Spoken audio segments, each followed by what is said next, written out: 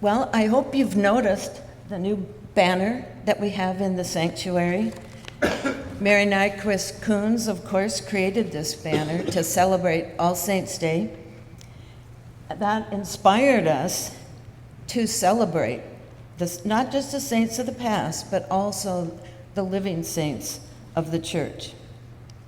Just as Don said, many of these individuals are sometimes visible to us, but more often than not, the work they do goes without fanfare and unseen. In fact, most of us are probably unaware of the efforts they've undertaken to make our church so special. So, yes, we have decided that annually we'd like to honor a few of the special people. Together we may learn a bit more about members of our church, and that's the joy of this type of event.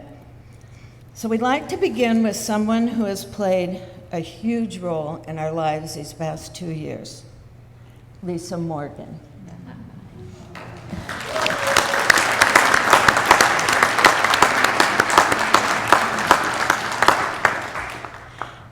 In years past, it wasn't uncommon for congregations to have kind of an unwritten expectation for pastors' wives, sort of a 2-for-1 deal.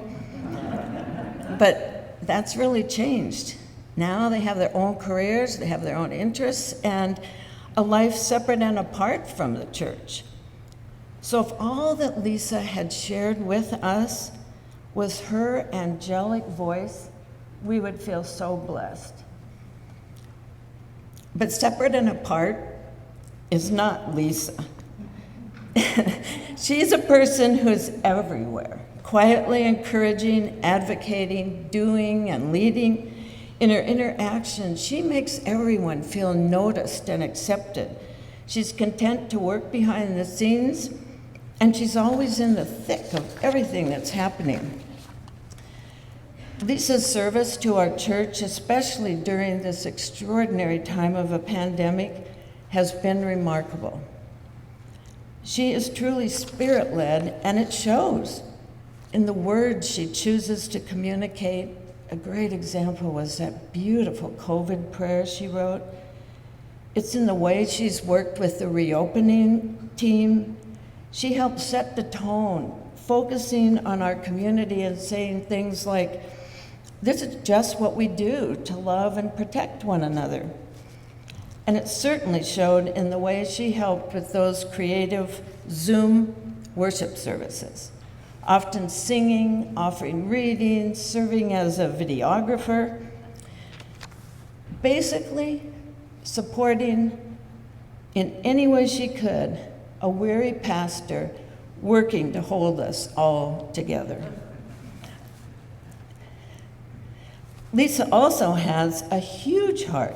She positively radiates with love when she prepares meals for us at gatherings both large and small. I still remember the incredible meals she prepared when we initiated those third act luncheons. That seems like a long time ago, but they were amazing. I know she's also hosted something like 850 people at her home for dessert, meals, meetings, whatever. If that isn't above and beyond, I don't know what would be. She generously shares her medical knowledge, gently and gracefully supporting individuals and families facing difficult circumstances. And knowing just how much it means to us, she brought the Advent Festival to families' doorsteps last year. She created 800 bags of crafts, each one containing something like 10 different projects. That's like 880 individual projects, and no Saturday morning work team to help with it. You know, who does that? Who even thinks of that? And who could forget October 10th, reopening Sunday? Lisa arrived with a bouquet of flowers and some empathy, just in case anyone was uneasy or upset about the new COVID protocols. Jessica Shine, our new associate pastor, joined us that day. And I can't even begin to tell you what it was like to bring Jessica back after the vote and look down this aisle at that archway of beautiful flags. Honestly, it felt like a coronation.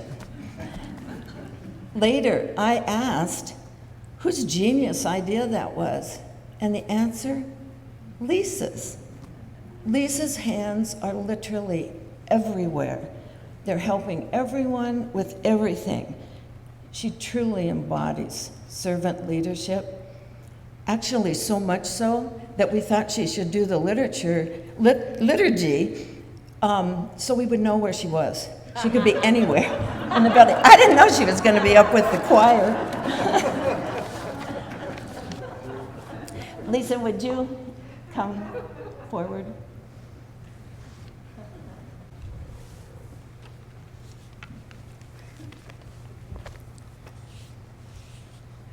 We have a beautiful framed picture of the quilt with a little plaque for Lisa, and we would like you to have this as a reminder of our love for you and how grateful we are for the service that you provide us. And I guess I can't hug you.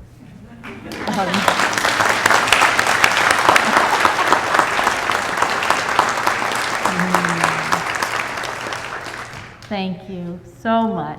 It's quite an experience to sit and listen to something like that. I think I had forgotten a lot of those things, but I just would say that being in service to this church is a joy.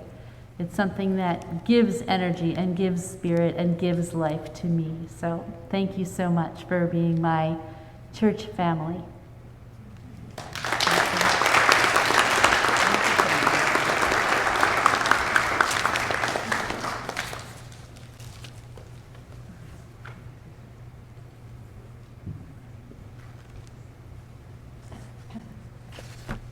Isn't this fun?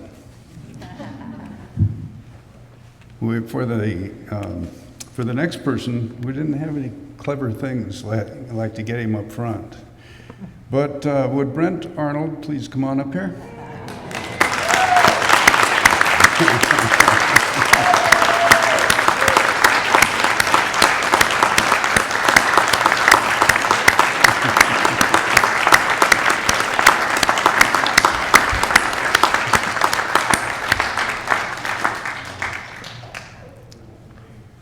Why don't you come up and stand by me?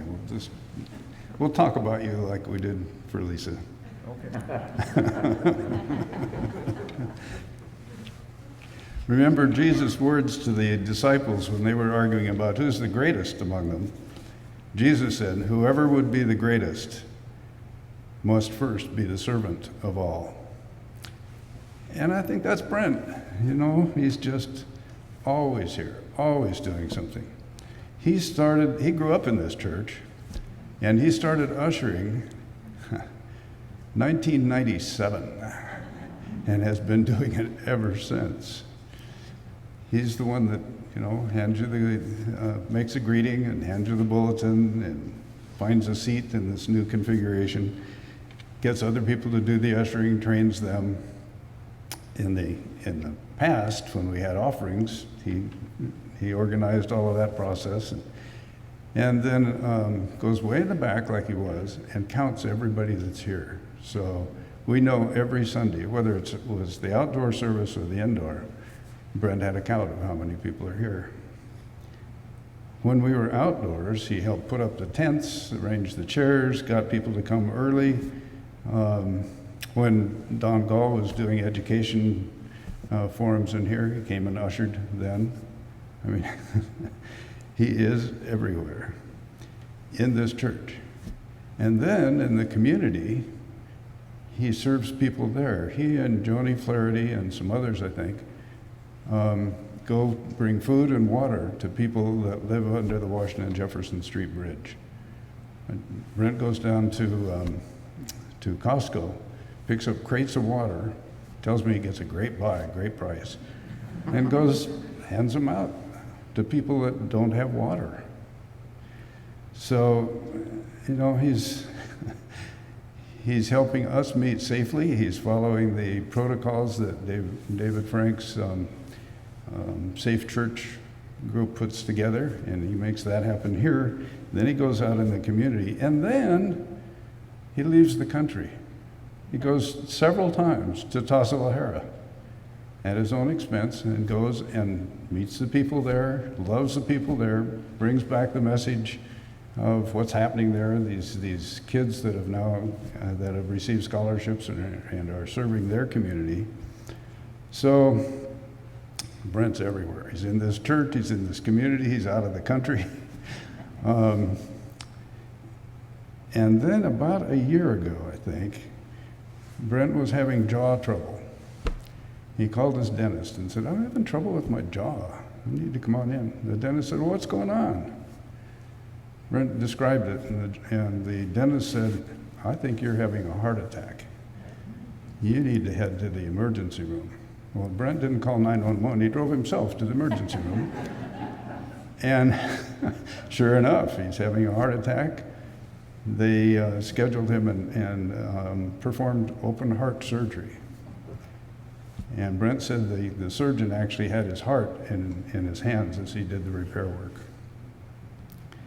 So within a few weeks, I think, I don't really remember how long, Brent's back here doing whatever he can do here. I mean, you can't keep him down. He is just the true servant leadership, I think. Brent calls me pretty much every week and tells me what's going on in the church that he's involved in, wants to know what I'm up to, and he always says, "Anything I can do to help out?" And this last week, he didn't respond that way. And I said, "Brent, you always ask if you can help." "Well," he said, "I'm really busy now." So I guess there is a limit, but he is a living saint among us. So, Brent, we just really thank you for all you've done, all you're doing. Thank you. Thank you.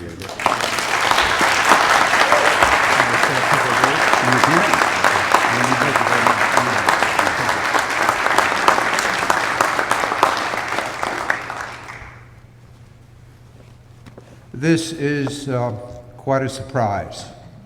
Believe me, it's quite an honor. I would like to thank all of you.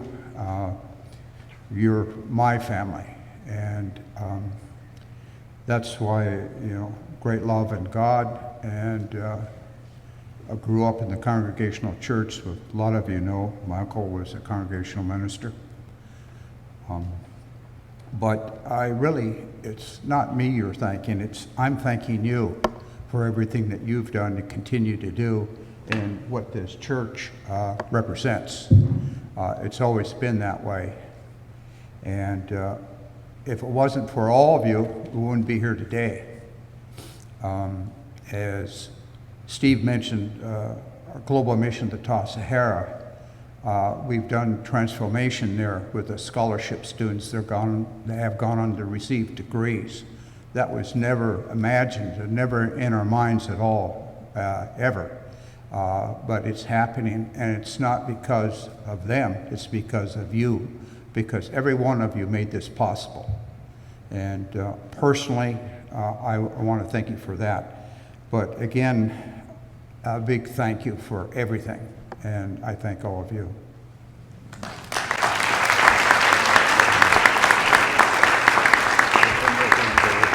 Thank you.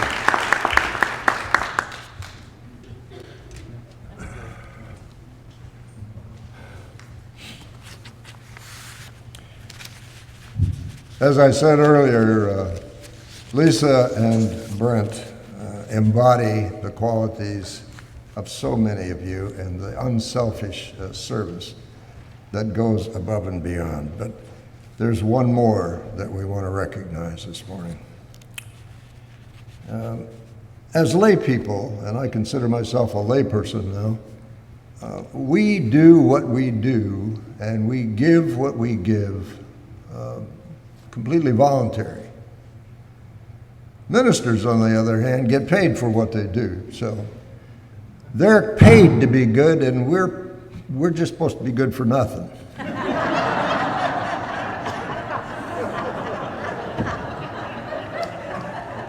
Okay, maybe I should have said that differently. Anyway, the third person that we want to honor today is obviously the man I'm calling my brother here, Jonathan. Ministers are charged when they're called to a parish or whatever their position is with specific tasks that they're supposed to do as ministers. They're supposed to teach and preach and love their people no matter what, right? But that's never all that ministers do. They probably do more things that are not listed in their official job description than are. Because ministers are on duty 24/7, and they never stop being a minister no matter where they are, be it at home or on the road or somewhere else. And consequently, there's just no limit or end to the things they wind up finding themselves doing. Now, John gave me a very flowery introduction this morning, so I feel obligated to say nice things about him now. But it's not difficult because I'm very sincere when I do. I've watched this man, as I know some of you have, during these 2 years of this pandemic, and it's not difficult to realize that he was doing things that were not in his job description. And in the 40 years of my ministry, I've never seen them in any other minister's job description.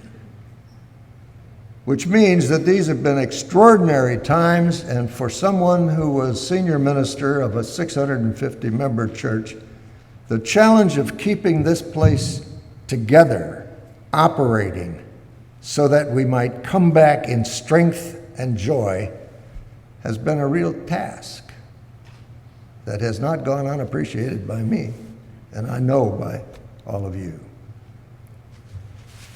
So we are pleased today, John, to present you with a plaque.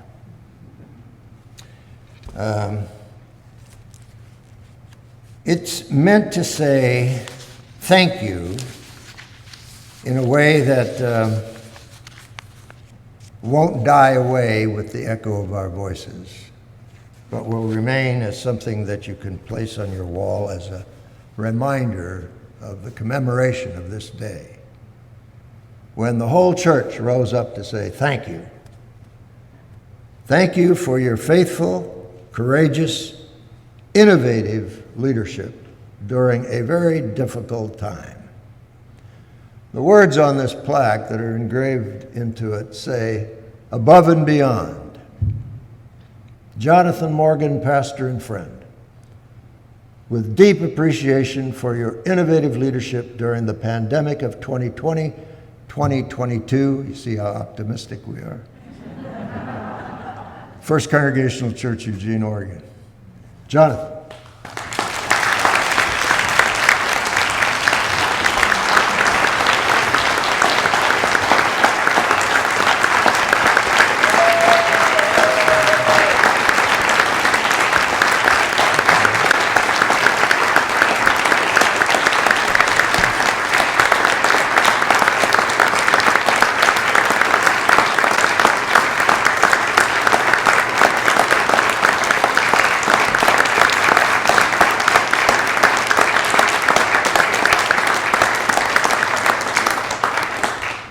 Man, you're sneaky. I had no idea. Thank you, Steve. Thank you, Don. Thank you all.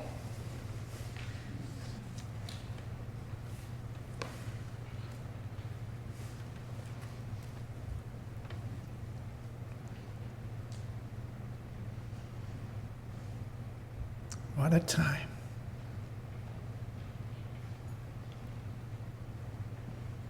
What a time.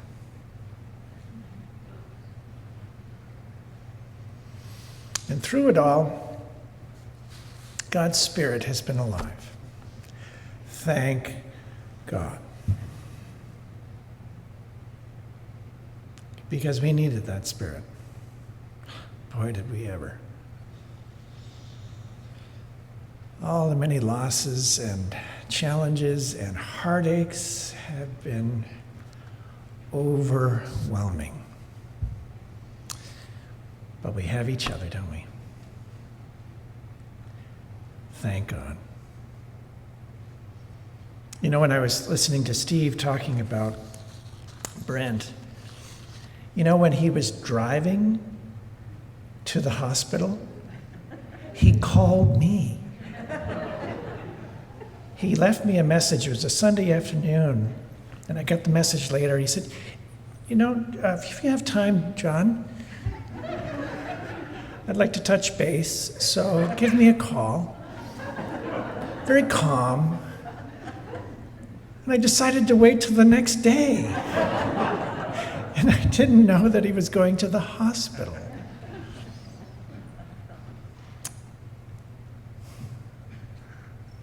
What a privilege it is to serve a church like this. I am deeply, deeply honored, and I know Lisa is too.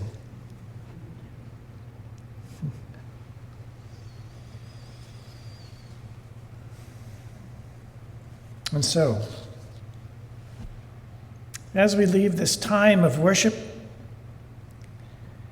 and while so much of the road ahead is uncertain, the path constantly changing, we know some things that are as solid and sure as the ground beneath our feet and the sky above our heads. We know God is love. We know the light of grace endures.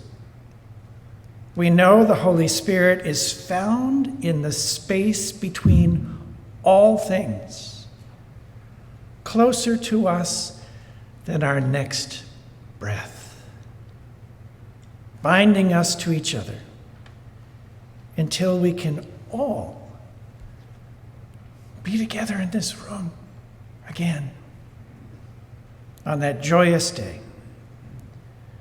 where we can celebrate that we are known, that we are loved, that we are embraced. Go in peace, my friends, and stay safe.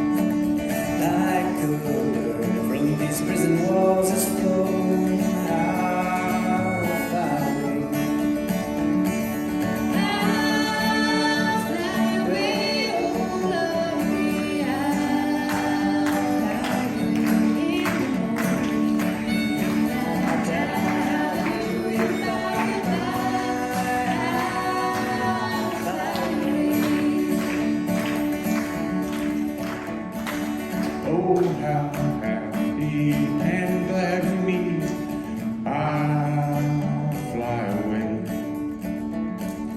No more cold iron shackles on